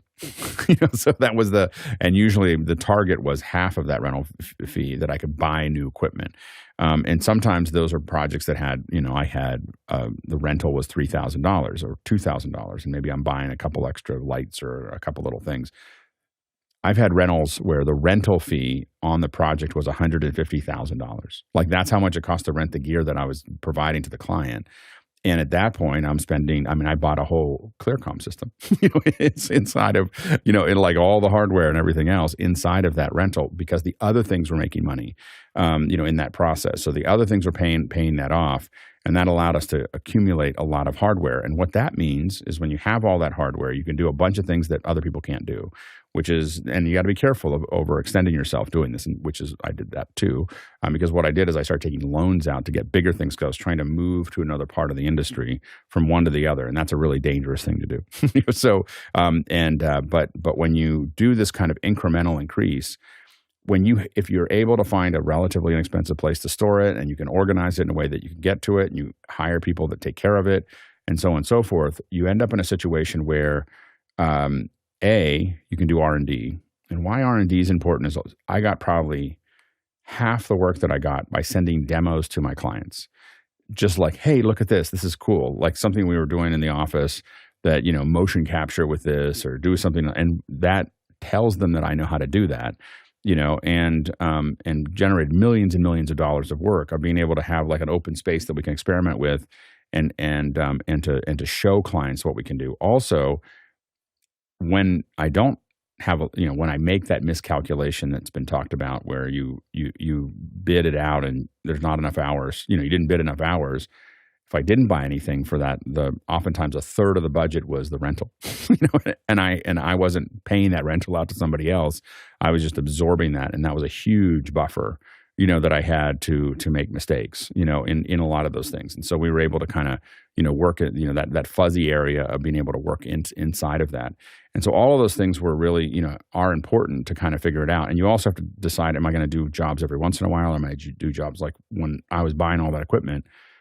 We were doing 3 to 5 jobs a week, and so that equipment's working all the time, and the people are working all the time. And then when you don't have that, then you want to keep all of those things much lower. Ryan? Yeah, I think, the resource management topic really generally is something that we're getting some kind of cool questions rolling in on, related to the different software tools and kind of the differences between project management and resource management. And, we've just really framed up this idea of there being smaller organizations and bigger organizations, but also shorter term projects and longer term projects, and whether equipment is involved or not. So those are some of the kind of the summarizing concepts that I'm kind of thinking about today, and I'm excited to dig deeper on. Alexander? Yeah, I'm really excited to talk about this, because when I think of resource management as it pertains to what I do with sales and rentals, I think about a lot of the types of resources that I can control and the many that I cannot control. You know, when you have a giant company with 100+ retail stores across Canada and a corporate head office that you don't really have much access to, that's on the other side, they're making a lot of decisions that impact you and you can't control them. But lately I've been thinking about the local resources that I have access to that I've been greatly underutilizing, which is mainly people. I have one person that I manage in my department, and I had an epiphany in the last couple of weeks that I've really been underutilizing him. And when I had a sort of a heart-to-heart conversation with him about what he wants to do, and he realized he wanted more responsibility. And actually, I really need the help because I manage 2 different departments, and I'm constantly on the verge of not having enough time to take care of both of them properly. And so I had to really think about, how do I utilize this person so he can help me help the store as well and keep on top of things. And we had that conversation. It was really great, and he's been a great help. So I've really been thinking about that a lot lately is people. And that's one of my weaknesses is I want to control a lot of stuff, and I can't seem to just let go and delegate properly. And I'm sure with some of the questions rolling, we'll talk a little bit more about delegation and people. Yeah, it's definitely a great conversation that's taking place. Nigel? One quick addition. Growth is not a straight line thing. What it takes to manage 1 is not the same as what it takes to manage 10, which is not the same as what it manages 100. So whatever you do, whatever scale you're doing, it's not a straight line, it's steps. So make sure you manage those steps, because you may find the next step takes more management and cash resources than just adding 1 more. Alex? Also think when you're thinking about human resources, also think about the heterogeneous, how you may build a heterogeneous mix of people. There are some people who are out-of-the-box thinkers. You need a couple of those stirring things up. If they're all that way, nothing will get done. There's a lot of people that just want to nug through things. If you have everyone there, you won't move forward. But all the paperwork will get done, and the companies will have a tendency to lean towards one or the other based on what they think is important.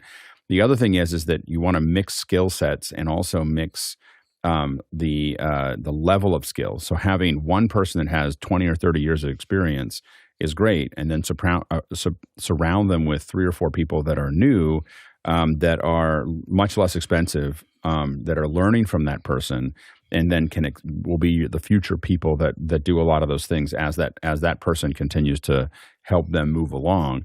That person is very valuable forever. Like someone who has 30, 40 years of experience is always going to be, for my organizations, they're always valuable.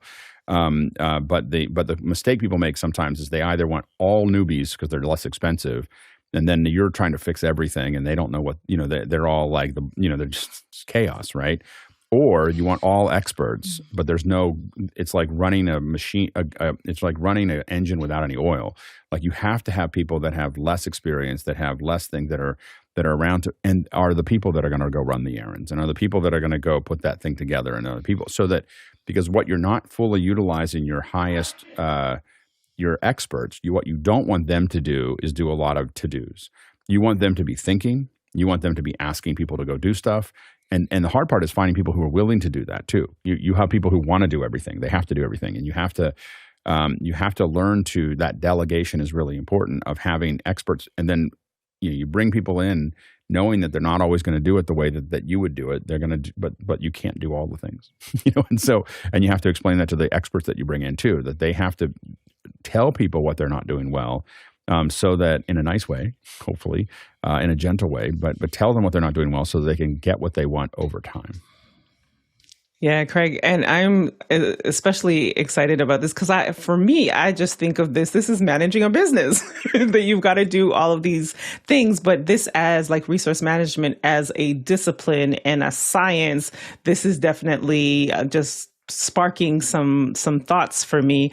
And I'm curious, in any part of this, especially going back to Nigel's comment about like the cash flow and cash, are there formulas or are there certain methodologies that play into this? And if there are, I am sitting here waiting for those answers. Yeah, as Alex said, cash is absolutely, for small businesses. For larger, it's less of an issue because typically you have access to more capital. but for small, under 100 people, cash is huge, and nobody has that kind of cash on hand to be able to do a lot. So part of it is in the forecasting to say, are we going to get in trouble? And the other part is really tight management on the resources you have. One of the things I was going to mention earlier, from a forecasting perspective, people are doing estimates all the time. And as more of a data person, I'll look at the data. And one of the things we've seen, especially if you bid a project as a fixed fee, here's what it's going to cost, you're building in all sorts of costs, people, software, hardware, whatever it is. And the more accurate that prediction is, so that all right, it's going to be within these amounts, and then we have this much buffer, contingency. One of the things we've seen is for organizations that do that sort of thing, there's a high expectation that the resources are going to be totally utilized, and there's a lot of pressure on them to stay busy. And what they tend to do if they're working on something and they're half of the day is on project X and they don't really have anything more to do on it, they don't want to seem like they're idle. And so on their timesheets or however they track it, they'll say, I was busy on it the full day. The problem with that is, so they don't get called on for utilization, but it's not really their fault. But the problem is, if you're using that data to predict in the future, well, now you predicted it's going to take a lot more, and it's very inaccurate. So we're always counseling our partners, don't beat up your staff for utilization unless there's clearly work they can do and they're not doing it. If they're idle, you want to know that, because otherwise you're going to be overpricing, overbidding, and it's a vicious cycle. All right, let's get into these questions, Alexander. All right, our first question comes from Roscoe Jones in Madison, Indiana. When do you trust the hired person will bring all the tools and consumables? And when do you know you need to provide such items? Is this always put into a contract or work orders? Go ahead, Craig. I never trust they're going to bring anything. And much like I was just saying on the resource forecasting and estimating, unless there's something that I'm hiring a person for, that I'm hiring that person as almost a service, that they're coming with a certain tool or some sort of thing. If I'm hiring them as a person because they're on staff or subcontracting, I don't expect them to bring anything. Even if they may have it, I need to bake that into the contract, because not everybody that I could bring in for that might have a tool. So I always assume that if we're hiring people contract-wise, they don't bring anything. And it as a backup, maybe, but I don't want to have to count on any of it. Nigel? If I'm hiring a plumber, I assume they're going to bring tools to do the job. After that, I stop assuming. I'm explicit. So that's the best piece of advice, I think, is be explicit. I know there's a philosophical view, and some people believe that when you hire people of certain trades to work under a contract, they should bring their own tools, be they drills or hammers or whatever they are. But I will tell you, the closer you get to an experience-based job, where the experience that you give the client is almost as important as the deliverable, then you want to make sure they turn up with the right things. You want them to turn up with your things. You don't want them to turn up with bashed and damaged and scratched and poor-looking tools, because all of those send very clear messages. So closer you get to experience, more you should be very specific that you will provide the tools that you want, but get it contractually agreed either way. Alex? Yeah, oftentimes I allow people to bring their own tools because that's kind of part of their business model. I get them for 10 hours a day. They want me to sell. They want to rent me their field mixer or their camera or whatever. And sometimes I'll do it to be nice, like I just, but I don't want them to bring anything. Like I don't, like it's me kind of putting up with that business model more than me needing them to do that. One exception is if someone's got a whole van full of, like if they're a lighting person and they have a van, like they have a service that's a van of lighting, then I will hire that van because they know what it is and they have it all there. Same thing with a sound person. If a sound person comes with a field mixer, I'm not that interested. If they come with a truck, I'm super interested. Like, it oftentimes doesn't cost me very much more. There's a group of field mixers that are, for instance, in LA.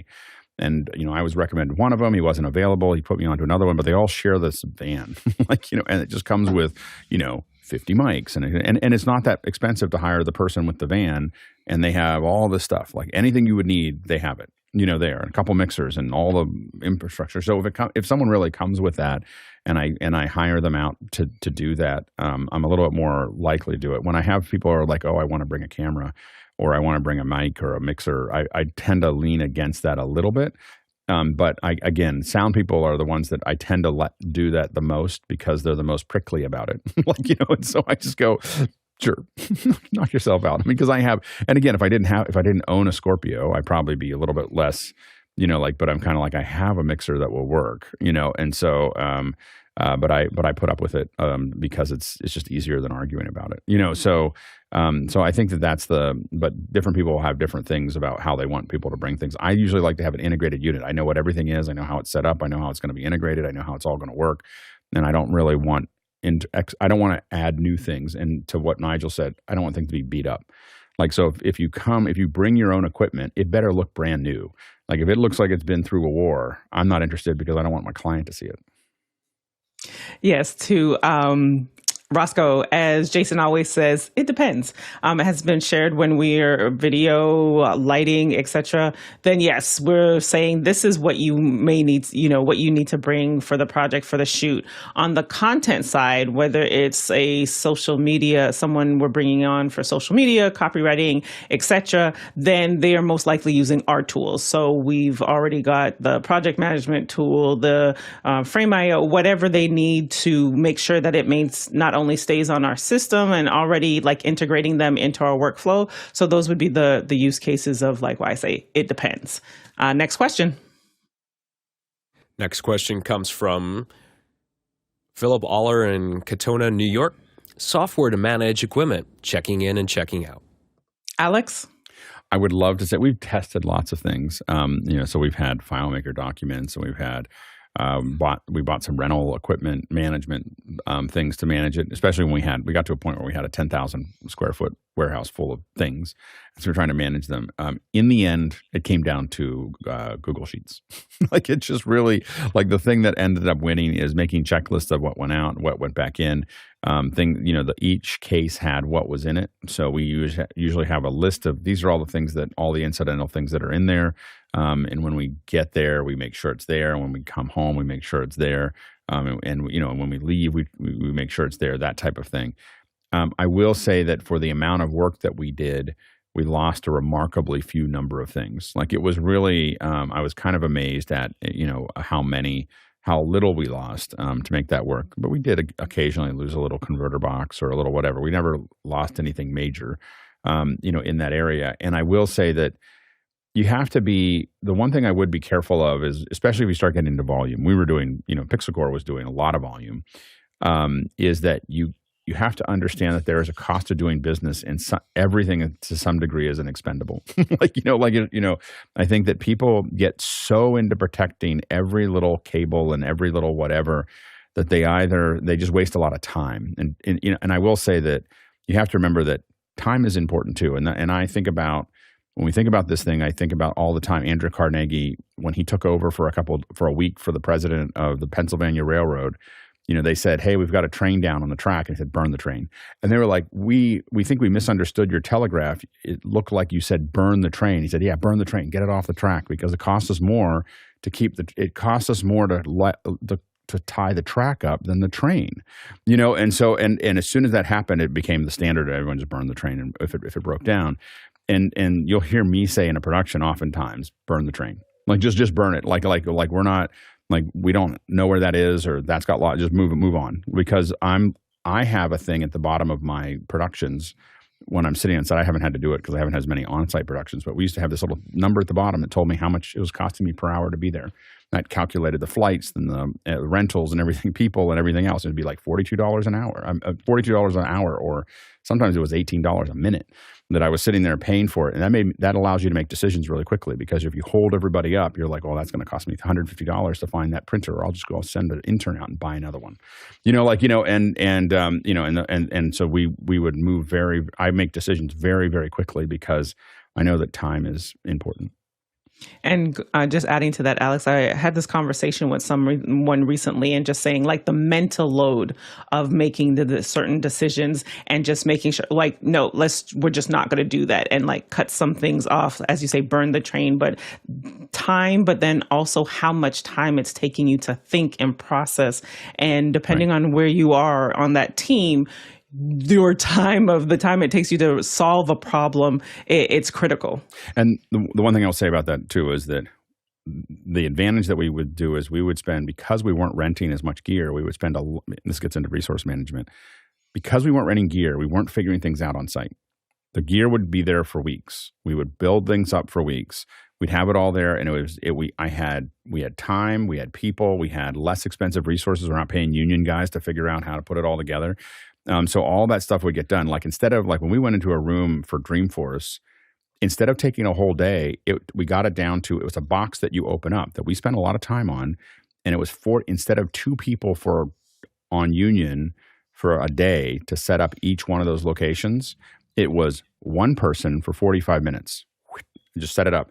And that one union person would just go room to room to room to room to room. And by the way, that one person that was also worked for me when they weren't working for the union. So they were the ones that helped design the kit. And so thinking about how you manage those resources is really, but I think that the number one thing people don't manage well is time. They'll manage a lot of other things because they can see it, but they don't realize how much time they're burning and how much that time costs is an incredibly important resource, and that people don't keep their head around. Next question. Next question comes from Paul Wallace in Austin, Texas. What methods do you use to forecast resource needs for a project or organization? Go ahead, Mark. So, Paul, to answer your question from an architecture and engineering point of view, what we'll do is we keep track of everything historically. So as people are working on a project, they put their time down. A project manager has to approve that time to make sure that it is accurate, as Craig touched on a little earlier. By having that historical data, when we go after an RFP, we can start to see what resources are available, pull from those resources, and build a schedule, and also build a budget for what that job's going to cost. Another important part of that process is to use other ways to back check that. So we'll know, what is this project going to cost construction-wise? We can take historical numbers from that to determine what it's going to cost to design it. And we can also utilize virtual sheets. So if it's going to take 5,000 virtual sheets to get a building built, we'll know what the cost of that sheet is historically. So we can constantly be building different models to see where the price should be. Craig? Yeah, so one of the ways that you can easily start is if you don't have a lot of sophistication on your estimation, you can just look at the last project you did, as Alex was talking about. If you're doing something over and over again, if you're paying attention to the data, you get really good at fine tuning and say, oh, why did this job take this many more hours or days than this other one? Oh, we did this other thing. Is that needed? Do we bake that in? Do we not? Can we skip it every time? And so by keeping track of that, you're able to make better estimates. The hardest part is when you're asked to bid on some project that is outside of your comfort zone and having to weave in contingencies, not so much that you lose it, but balance that. So just starting with, and everybody's going to have a different level of granularity on the data you keep about it. If your jobs are small and quick, how much detail can you really track, and what's going to be meaningful? If you're doing something that's 60 people over the course of 6 months or a year, obviously you want to capture different dimensions and different data. But it makes the job a little easier or harder when you're dealing with that level of data.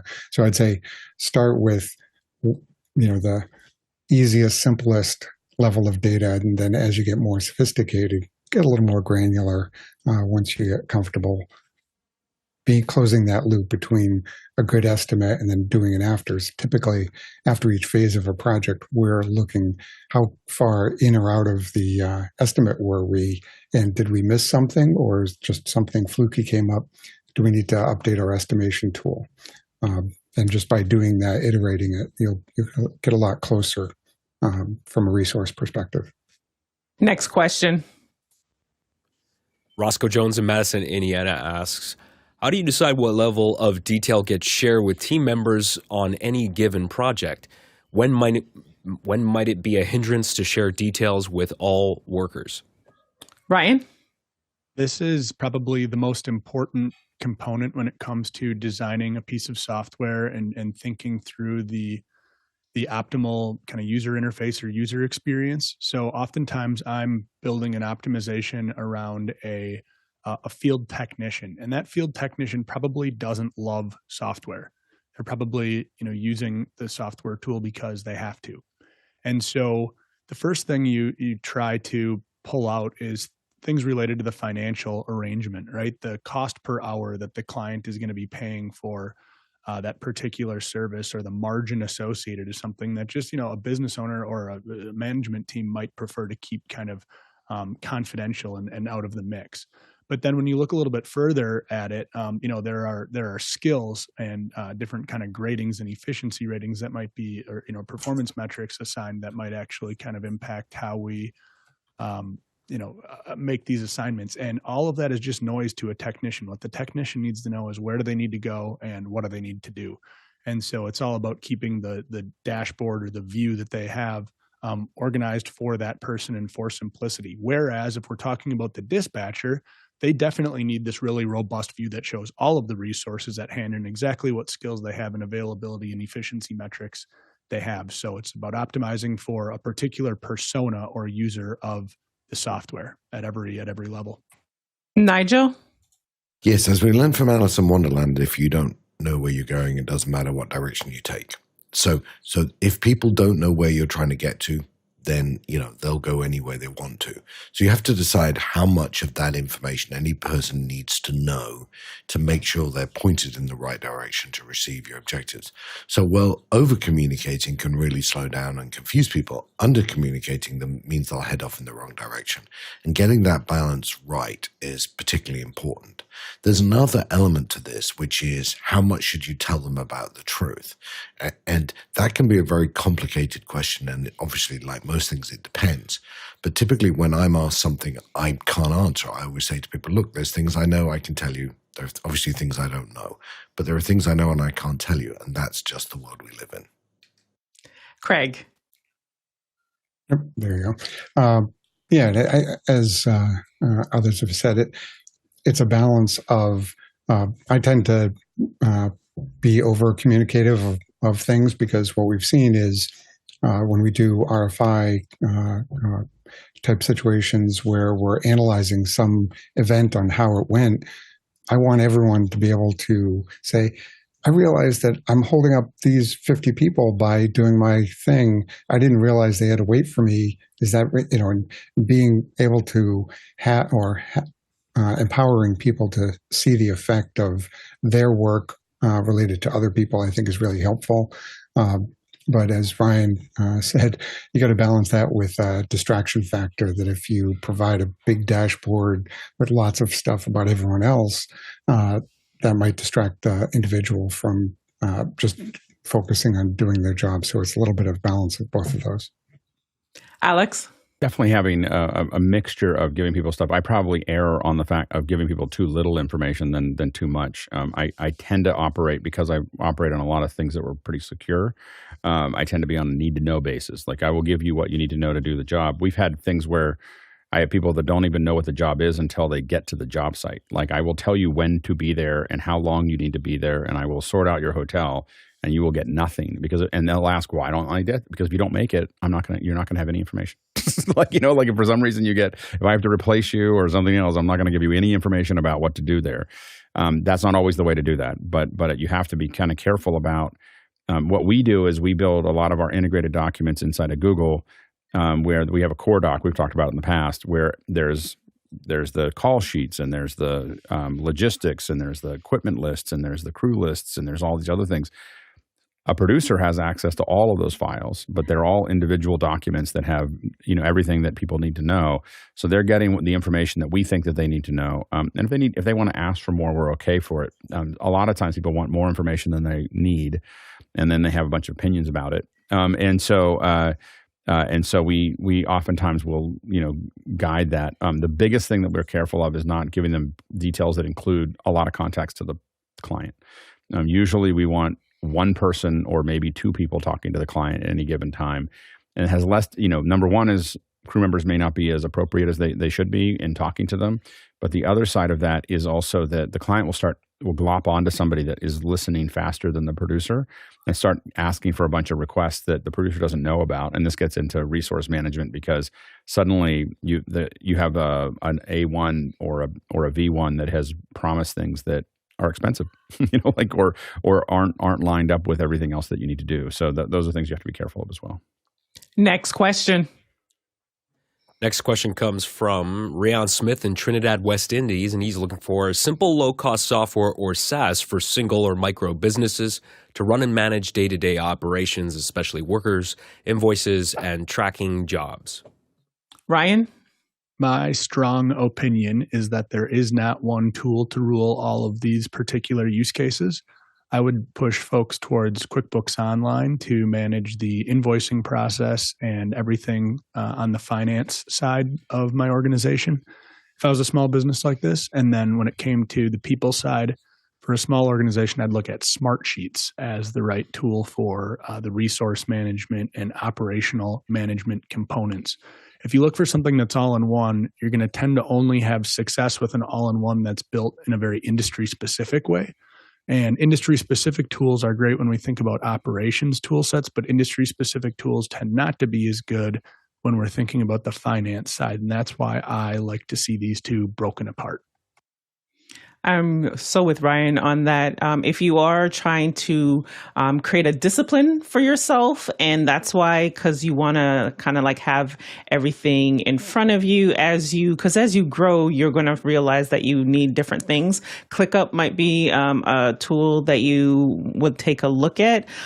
It's able to like have your team conversations in there, some invoicing, and so I've heard people have success with it. So I'm putting it out there from that perspective. Next question. Next question comes from Roscoe Jones in Madison, Indiana. Any examples where technology and or creativity helped stretch the resources? Ryan? When it comes to technology stretching resources, have one favorite example, and I've brought it up here a few times when it came to location. So there is an age-old problem in business and in technology called the traveling salesperson problem. And that is the idea that if we just have 3 jobs we need to get to in a given day, we all know that we can pretty easily understand an efficient route, right? We're not going to completely skip over the first one and then be doubling back. But when we add 5 or 6 different stops to a path, whether that's a path that needs to be taken by a person on a plane over a week, or all 5 of those stops need to happen inside of a day. And if we start to scale that up to 10 different stops in a week, then the route that we take really matters. And the brute force calculation required to try and calculate all of those different stackings of the routes that we could take is something that was not possible with kind of current generation computer hardware until like 2009, 2010 timeframe. And so that's been a pretty big revolution when it came to resource management software. Alex? I think there's a lot of them. I mean, one of the things that location tracking, which drives some of your crew crazy, but it really helps you know when people are going, where they are, and when they're going to show up. Helps a lot. PTZs is another example of stuff that has been a technology that really helped us a lot in the sense that it's like I do events now that we used to have 3 or 4 camera operators, and now I have 1 camera operator and 1 PTZ operator, for 5 cameras, and it is a whole bunch of things beyond just saving money on camera operators. It's less of a distraction. It's less seat kills. It's, there's a whole bunch of things that have made PTZs, especially now that we're seeing these FR7s, much more usable in that area. So things to think about there. And I just want to put an addendum to the ClickUp. It helps you with the automations to get the invoicing and elements together. So just an addendum to that response. Next question. John Fisher in Oklahoma City, Oklahoma asks, sometimes it seems like the longer a project takes, the more client-side people get at it. For better or worse, how do you manage people creep? Ryan. So there is at the beginning of every project, a series of things that are smart to stand up. One of those is something called a risk register. One of those is a master program schedule. One of those is a master program budget. And then there's the roles and responsibilities matrix. And certainly having a project champion and a project manager and a project sponsor are three really important roles above and beyond, or that are contributors to the steering committee. And then within, the specific kind of verticals of the project, you're going to tend to have a subject matter expert that needs to exist. And it is absolutely true, as suggested here, that resource creep can tend to get, can add complexity and negative complexity to a project. So absolutely recommend that somebody on the, let's say, the delivery team is exclusively focused on keeping that RACI matrix, right? Who's responsible, accountable, consulted, or informed on a particular matter, and keeping that constrained, keeping it so that steering committee doesn't expand to become too much of a management by committee situation, and ensuring too that the reason that we're, turning people in and out, right? If we're going to replace somebody on a project, is that we're doing so because there's intention behind, needing to make that change and keep people fresh, but not that it just continues to stack and get additive, because that can lead to kind of apathy building up on the part of a large project team over a longer duration project. Craig? Yeah, I definitely endorse the risk register. It's so by the time you're adding somebody, it's too late. The need was visible long before that, either through risk or some other project management process, where you can say, hey, this approach is not doing the job. We're going to need to add somebody. You can see that pretty early on, especially if you're doing it over and over again. You'll be able to see the clues for that. That's when you need to act and say, all right, are we going to absorb this cost, or is this the fault of the customer or partner? And do we need to talk to them about doing some sort of contractual change order? Next question. Next question comes to us from Talalik Lopez Waterman in Salisbury, Maryland.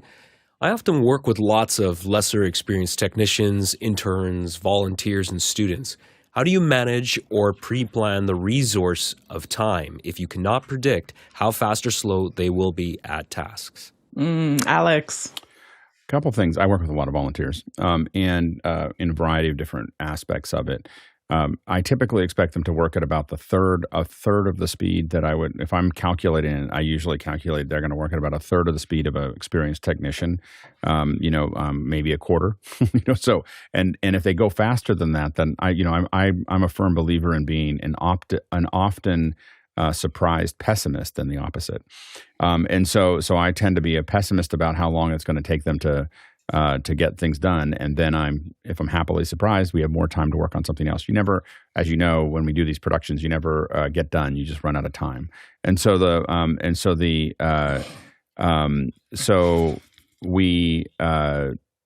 one of the things that's important is to be very clear of what you need and to ask them if they know how to do it. The mistake people say, go do this. And then they don't know if that person actually knows how to do that. So you ask them, you ask them a little bit and do it, but be willing to explain it to them. I think some people in our positions oftentimes are impatient. They just want them to be like the person that they were paying $800 a day or $1,000 a day. They want them to be just like that person, and they're not that person. They're frustrated. And I'm like, I'm really happy to have them, here. The other thing though, and here's the weird in between, is that you're a huge resource to them. You're a huge opportunity because you have a ton of experience. Share that with them. Be particular. Push them a little bit. Not in a hard way, but people want to be pushed by someone who really knows what they're doing. You're kind of the Zen master in there that's going to help them get better. If they feel like they're getting better at a project, especially volunteers, if they feel like they're getting better, you're more likely to keep them. They're more likely to apply themselves. They're more likely to be on time. They're more likely to do all those things if they feel like they're playing a bigger game than just helping. And just pulling in a couple of great pieces of feedback from the community. John says, assign the work a difficulty level. Align the work in order of ops needed to be completed. Assign out as needed. Then John, other John, says, identify a standard shrinking number for inexperienced people and then update it person by person as you learn their need for speed. And we'll wrap with Craig. Yeah, so I agree with everything that was just said. Typically, we're also factoring in the source of where we got it. So, we've got a core team of full-time employees. I've got another group of contract people that we fairly regularly contract with. And so I'll grade them a little bit lower as far as productivity, not because they're that bad. It's more just they're not part of the team and have that same flow. And then individuals that I bring in on a special one-off, I'll grade those lower. So I take into account, how well I know their productivity level. And Ryan.